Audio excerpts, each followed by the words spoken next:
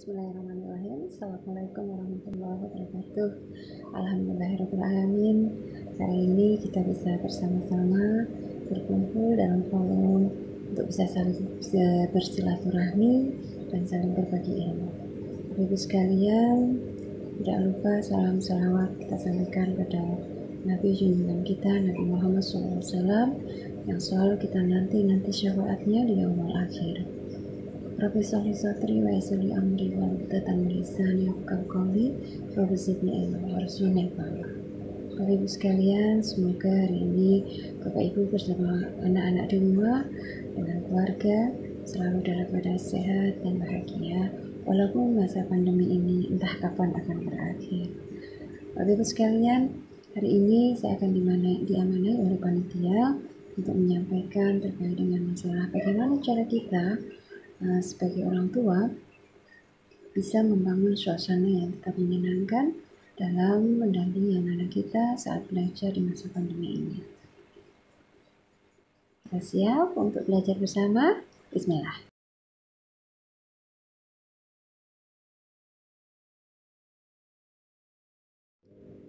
Saya mengangkat sebuah kisah Rasul, bagaimana cara Rasulullah mengajarkan pada orang tua membentuk karakter anak-anak melalui orang tuanya. Kisah ini mungkin saya familiar dan Bapak Ibu saya percaya sudah sangat sering mendengar kisah ini. Suatu saat ketika Rasulullah menggendong seorang bayi sahabat, tiba-tiba bayi tersebut pipis di jubah beliau. Apa reaksi dari ibu? Bapak Ibu mungkin bisa bayangkan seorang ibu yang memiliki bayi dan satu bayinya digendong oleh Rasulullah tiba-tiba pipis di jubah beliau. Si ibu langsung melompat, berteriak, menjerit dan merenggut anak itu dari pelukan Rasulullah. Apa yang disampaikan Rasulullah? Ini pelajaran yang sangat berharga buat kita semua. Rasulullah menyampaikan pada si ibu, ini terjemahan bebas, mohon maaf jika saya salah menyampaikannya, mohon dimaafkan dan mohon diluruskan. Rasul menyampaikan apa? Ibu, jubah saya yang basah karena air kencing anak ini bisa dibersihkan, bisa saya cuci, dan bisa dipakai lagi. Tapi bagaimana cara ibu membersihkan luka hati anak itu?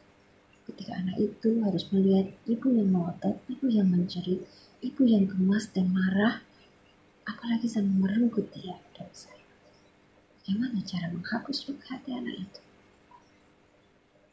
Masya Allah. Betapa mulia Rasulullah dan betapa ajaran ini mestinya menjadi sebuah fondasi yang mendasar dalam kita mendidik karakter anak-anak kita. Karena apa? Semua yang kita lakukan saat ini bersama anak kita tujuannya adalah pendidikan. Mendidik.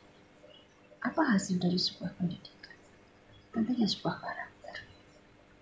Dan ternyata kita tidak sadar, kita tidak menyadarinya, yang sudah kita lakukan selama ini membentuk karakter anak-anak kita, kadang-kadang hanya karena satu hal, maka karakter itu hancur begitu saja.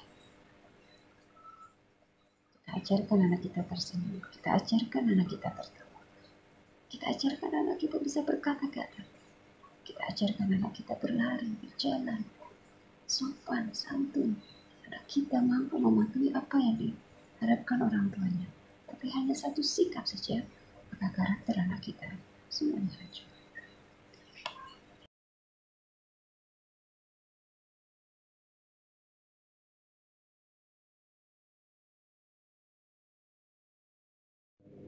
Karena hasil dari sebuah pendidikan adalah sebuah karakter.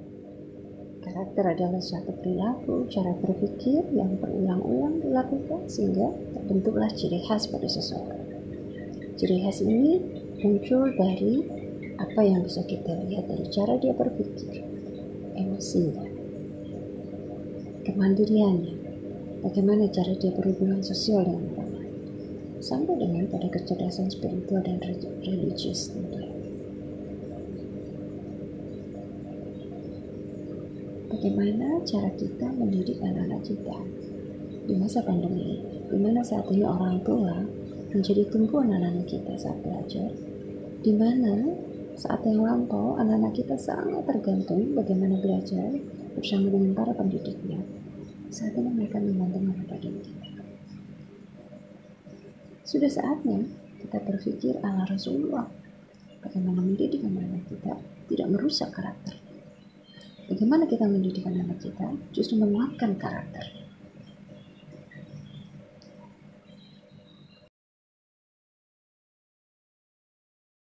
Baik, menciptakan cara belajar yang menyenangkan di masa pandemi.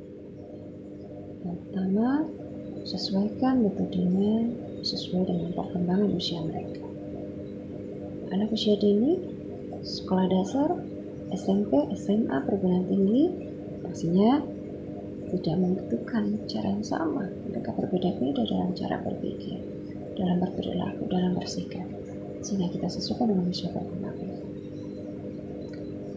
Anak usia dini dalam belajar, apakah perlu didampingi? Ya, tidak hanya didampingi, tapi anak-anak usia dini sangat membutuhkan dibersamai.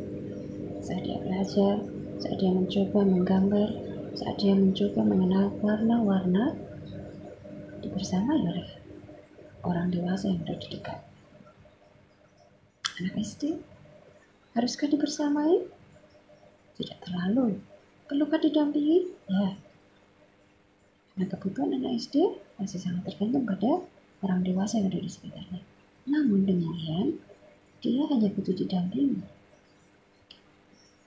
Kenapa?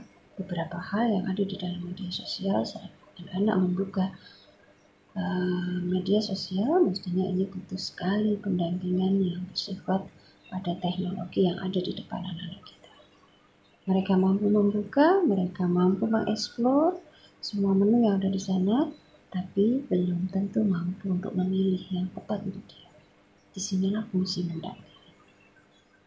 Usia SMP, haruskah dibersamai, haruskah didampingi? Anak-anak SMP yang paling penting adalah butuh evaluasi dan monitor. Berikan tanggung jawab pada dia bahwa belajar tanpa ada ibunya, tanpa ada ayahnya, dia tetap melakukan pembelajaran.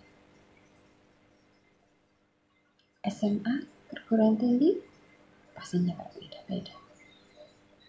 Dalam pengawasan, dalam pendampingan, bahkan sampai dengan pemberian punishment ataupun pemberian penghargaan. Anak-anak membutuhkan penghargaan yang tepat untuk setiap perilaku yang dia sudah lakukan. Penghargaan yang tepat, punishment yang tepat, maka akan memperkuat perilaku tersebut. Baik. Kedua, selesaikan urusan orang tua yang tertunda. Bapak Ibu, biasanya di pagi hari adalah masa-masa yang sulit untuk kita melakukan manajemen waktu saat berhadapan dengan setumpuk persoalan di depan kita. Menyiapkan makan pagi, menyiapkan anak-anak, menyiapkan diri kita sendiri untuk melakukan aktivitas di pagi hari. Semua ingin kita lakukan di pagi itu.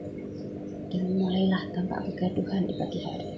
Dan mulailah saat itu anak-anak mulai tidak nyaman. Saat mereka bangun, mereka menatap wajah ayah ibunya dalam keadaan tidak tersenyum. Karena kita merasakan kegaduhan di pagi hari. Manajemen waktu sangat mempengaruhi bekal anak-anak kita saat memulai pembelajaran daring, saat memulai pembelajaran di masa pandemi ini bersama keluarga di rumah. Selanjutnya adalah manajemen emosi kita. Semua kita sedang belajar, termasuk saya, manajemen emosi. Jika masa lalu, jika persoalan yang menumpuk di dada kita, di dalam batin kita, ada yang tidak tuntas, Anda tidak perlu bercerita pada anak-anak bahwa Anda sedang punya persoalan. Tapi yakinlah, mereka sangat bisa merasakan kegundahan hati kita saat itu, tanpa kita harus mengatakannya. Dan ini menjadi bekal anak belajar di masa pandemi di dalam keluarga ini sangat tidak nyaman. Sangat tidak menyenangkan. Maka selesaikanlah urusan yang ada di batin kita, tuntaskan. Jangan mendekat pada anak jika kita merasa itu belum tuntas. Emosi orang tua yang damai, emosi orang tua yang stabil, pastinya akan mempengaruhi emosi yang ada di pasang pelajar pun dalam keadaan yang lebih baik. Dan yang ketiga adalah komunikasi cerdas. Bagaimana berkomunikasi cerdas pada anak-anak kita? Baik, pernahkah kita merasa bahwa kita berkomunikasi dengan anak-anak kita menggunakan mata kita, mendengar dengan telinga kita, dan mendengarkan dengan hati kita? Rasakan saat berkomunikasi menggunakan cara ini. Pasti kita akan merasakan bahwa kita benar-benar berkomunikasi dengan dia dan kita akan mengerti apa yang mereka inginkan. Jangan sekali-kali kita berkomunikasi dengan anak-anak kita tanpa berhadapan, face to face, A to A, heart to heart. Karena kita tidak akan mendapatkan apapun. Kita tidak akan mendapatkan apapun, apalagi anak kita. Tidak ada komunikasi yang efektif, tidak ada komunikasi yang akan menemukan titik temu ketika kita melakukan komunikasi tanpa saling menatap, berhadapan. Hati dengan hati, mata dengan mata, wajah dengan wajah. Komunikasi yang cerdas yang kedua adalah pernah kita merasakan bahwa saat kita berkomunikasi dengan anak kita berlatih untuk ada di dekat dia. Saat kita pulang dari aktivitas, pulang sore hari sampai di rumah, capek, letih, kita lihat anak kita pegang HP, dia sedang berbahan. Kemudian kita membuat kesimpulan. Dari kita pergi sampai kita pulang, kita lihat tidak. Apa kita katakan pada mereka? Apa yang kalian lakukan? Apa kerja keras? Kalian hanya rebahan, pegang HP. Berdirilah di kaki. Sekali saja. Rasakan. Apa anak-anak kita saat kita tidak di rumah, mereka kesepian. Mereka tidak punya teman tertentu. Mereka sangat rindu dengan orang tua, cepat dengan bertemu. Ada kesulitan saat melakukan aktivitas pembelajaran dengan sendirian tanpa pendampingan. Mereka tidak mengerti. Mereka ingin jadi mengerti.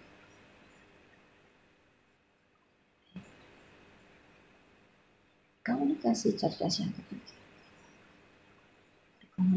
Berkomunikasilah dengan menggunakan gestur, bahasa tubuh, dan pengelolaan emosi yang seimbang. Saya percaya komunikasi cerdas ini akan menyebabkan kita merasakan cara kita berkomunikasi dengan anak-anak sangat efektif. Dan rasakan, anak-anak pun akan merasakan bahwa berkomunikasi dengan orang tuanya adalah hal yang menarik. Tiga hal tadi akan membuat komunikasi kita dan anak-anak menjadi lebih baik, emosi kita dan anak-anak menjadi lebih stabil, dan hasilnya menyenangkan dalam proses belajar di masa pandemi. Demikian Bapak Ibu sekalian, mungkin ini adalah sebuah tips yang simpel, singkat, tapi jika kita mencobanya karena saudara ini, jangan terburu-buru memberikan penilaian, tapi rasakan step by step-nya dan Anda akan merasakan hasilnya.